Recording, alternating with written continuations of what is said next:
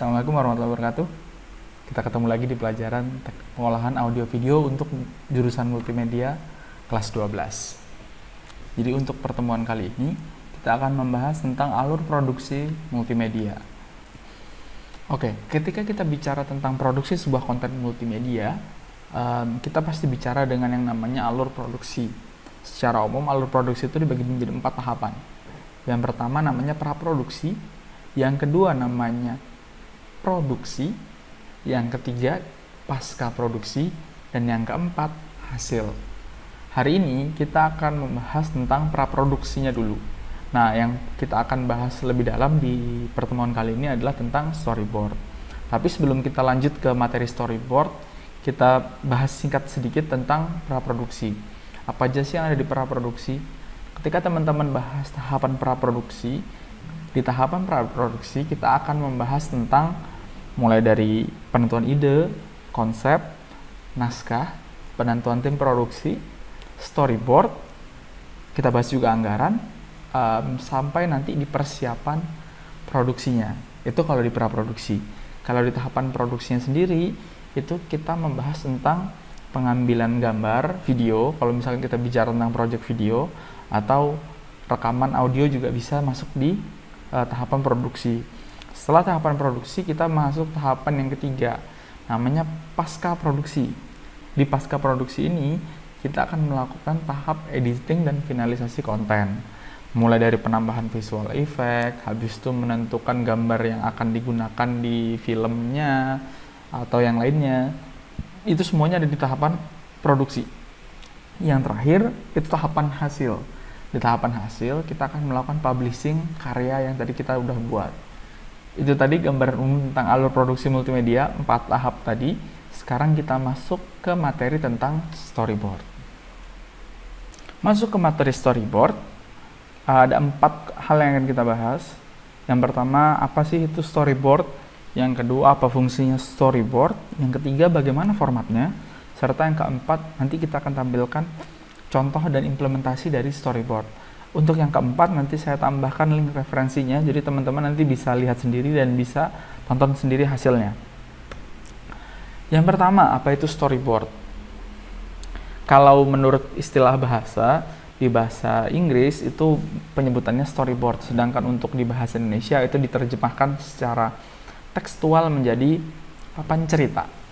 Secara definisi, di sini saya merujuk ke 3 ahli. Yang pertama John Halas, Martin Luther, yang ketiga Giuseppe Cristiano. John Halas berpendapat bahwa storyboard itu merupakan rangkaian gambar yang dibuat secara manual untuk memberikan gambaran tentang suatu jalan cerita. Sedangkan Martin Luther itu berpendapat storyboard merupakan deskripsi pada setiap scene yang bertujuan untuk menjelaskan objek multimedia dan perlakuannya secara jelas.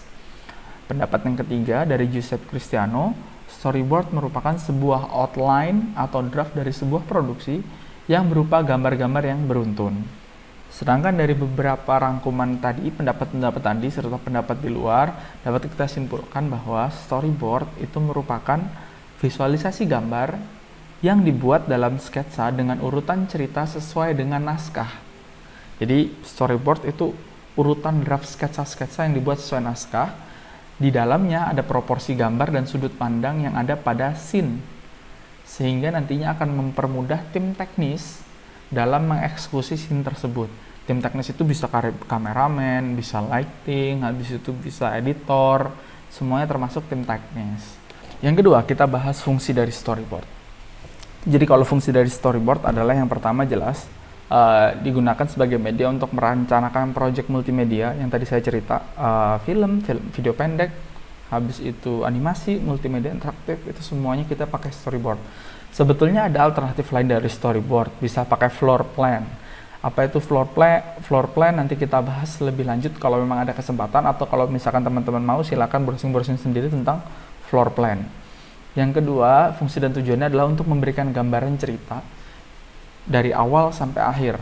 Jadi kan kalau cerita kita cuma tulis tanpa ada konsepnya, tanpa ada sudut pengambilan gambarnya, kita tuh kan hanya membaca saja dari naskahnya.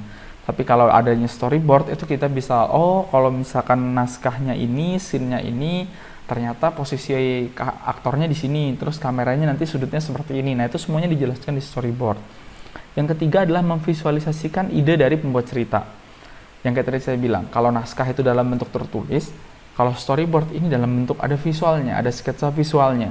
Jadi tim teknis sudah langsung ngerti, oh berarti harus melakukan pekerjaan A, B, C, D agar sesuai dengan storyboard dan sesuai dengan naskah yang dibuat si pembuat cerita. Yang keempat, yang paling penting adalah memudahkan seluruh tim yang terlibat dalam proses pembuatan project itu untuk mengetahui detail-detail komponen apa aja yang dibutuhkan dalam scene-scene tersebut. Lanjut, yang ketiga adalah format storyboard. Oke, di format storyboard ini ada sesuatu yang menarik. Yang perlu teman-teman ingat adalah tidak ada format atau acuan baku dalam membuat sebuah storyboard. Semua produser itu berhak bebas dalam menentukan format storyboard. Tapi ada beberapa format yang lazim dipakai di dunia proses produksi multimedia. Biasanya formatnya ada dua yang digunakan. Yang pertama horizontal, yang kedua vertikal.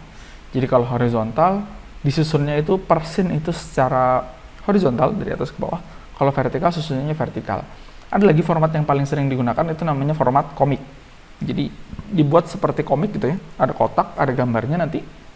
Habis itu di bawahnya ada keterangannya, dialognya apa, visual efeknya apa, audionya apa. Sebetulnya format ini seperti yang tadi saya sampaikan nggak ada aturan bakunya.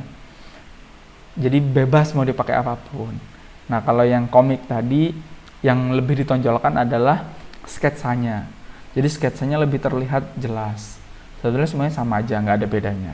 Oke, yang penting intinya adalah storyboard itu memuat komponen-komponen penting yang dibutuhkan oleh setiap tim teknis. Mulai dari durasi, dialog, angle pengambilan gambar, habis itu efek yang akan ada, efek yang ada di dalam scene itu, serta catatan-catatan lainnya. Yang keempat, terakhir, contoh storyboard.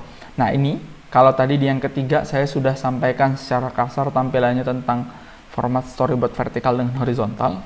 Nah di keempat ini saya akan memberikan contoh storyboard komik. Yang layoutnya komik maksud saya. Nah ini contohnya. Jadi gambarnya itu dibuat lebih besar, dibuat per frame, frame 1, frame 2, frame 3, 4, 5, dan seterusnya. Dan setiap frame itu ada sketsanya. Yang perlu teman-teman ingat adalah di storyboard, gambar yang ditampilkan ini merupakan gambar kasar. Sketsa doang yang ditampilkan, bukan gambar jadi. Jadi, karena ini juga masih praproduksi kan, jadi kita belum punya gambar jadi. Jadi boleh coretan-coretan kasar, gambar-gambar kasar ditaruh di frame sini, ditaruh di gambar. Seperti yang teman-teman lihat di sini, di situ di bawah setiap gambar ada keterangannya. Videonya, isinya tentang apa, terus ada catatan pentingnya apa, audionya itu apa, apakah menggunakan audio voice over ataukah memang audio langsung tag dari si aktor, dan keterangan-keterangan lainnya. Kalau teman-teman mau, silakan di bawah langsung ada di situ saya sertakan. Ini saya ambil dari studioantelope.com. Nanti teman-teman bisa cek di situ.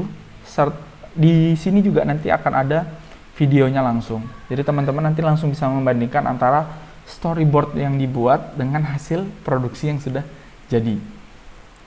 Terus pertanyaannya selanjutnya adalah, kalau kita sudah buat storyboard, apakah hasil produksinya wajib mengikuti storyboard yang sudah kita buat? Jawabannya nggak mesti, tidak mesti dan tidak harus. Boleh sesuai ya bisa jadi tidak sesuai. Kenapa sih? Karena nanti ketika sutradara di lokasi melihat ada beberapa hal yang perlu disesuaikan, atau produser melihat ada beberapa hal yang perlu disesuaikan di lokasi, atau ketika pengambilan gambar, atau ketika editing, semua yang ada di storyboard nanti bisa disusun ulang atau bisa diperbaiki sedikit demi sedikit sesuai kebutuhan. Oke, itu tadi tentang storyboard. Materi kita hari ini sedikit aja, singkat aja, nggak usah terlalu panjang. Nanti kita akan ketemu di materi-materi berikutnya. Sekian untuk video kali ini, saya akhiri. Wassalamualaikum warahmatullahi wabarakatuh.